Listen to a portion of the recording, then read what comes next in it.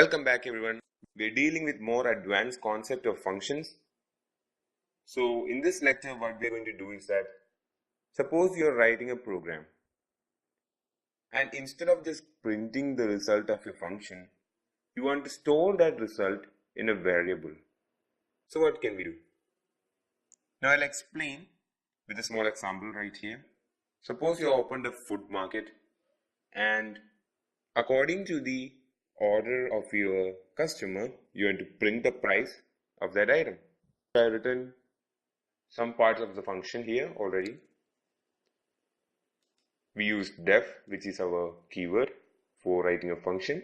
A function name is order, and it will receive an item which is going to be a string, and it will check if this item is equal to chicken burger. Now if the item is a chicken burger, we must send back a value to the function call. So to do that, we'll use the return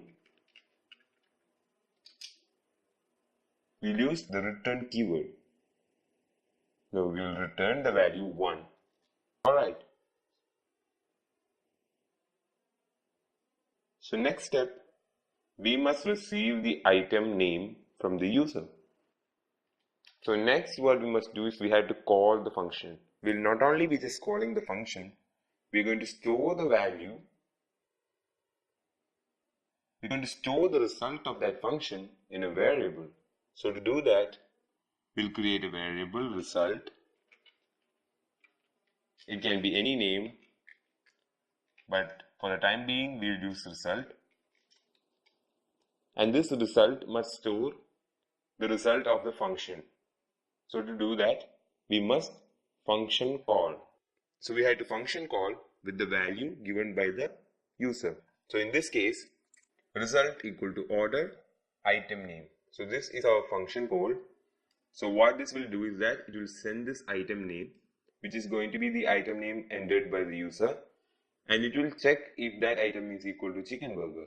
Now if the item is equal to chicken burger, it will return the value 1. So what that means is that it will send back the value 1 to this function call. So our result will be equal to 1.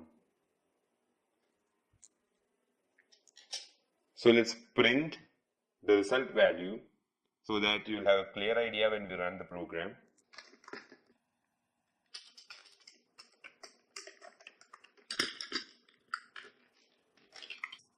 Okay, so our last part is that we are going to check that if the result value is 1, it must print the price of our chicken burger. So let's do that.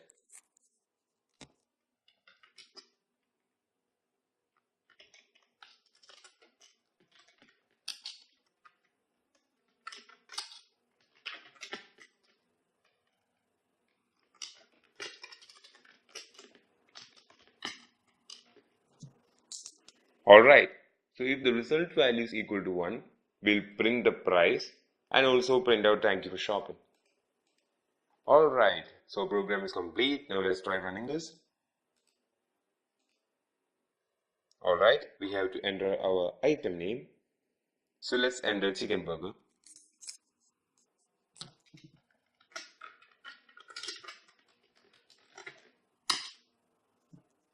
Alright, now check out the output screen. Result is 1, $5, thank you for shopping. So program is working perfectly. So return keyword is used to send back a value to the function call. This is used when you want to store the result of a function into a variable so that that result can be used anywhere in the program. For example, this case. Now we'll run this again, and if we type in something else, for example, maybe French fries,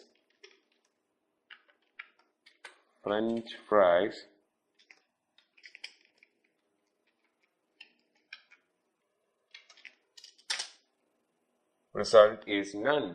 That means there is no French fries. We only have chicken burgers. So this program is only going to work if the entered item is chicken burger. Now I have a small assignment for you.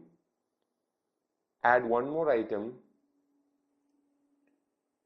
expand this function for French fries so that it works if the input is French fries. So for that, you can just add one more conditional statement and check if the item is equal to French fries.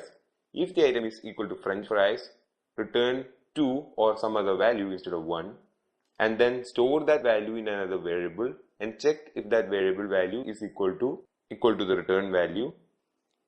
So I think the concept of return is clear to you. We'll do more programs with it and you'll have a better understanding of this. So don't worry if it's not clear to you right now. It will be clear to you by the end of this section. So thank you for watching. I'll see you in the next lecture. Have a great day.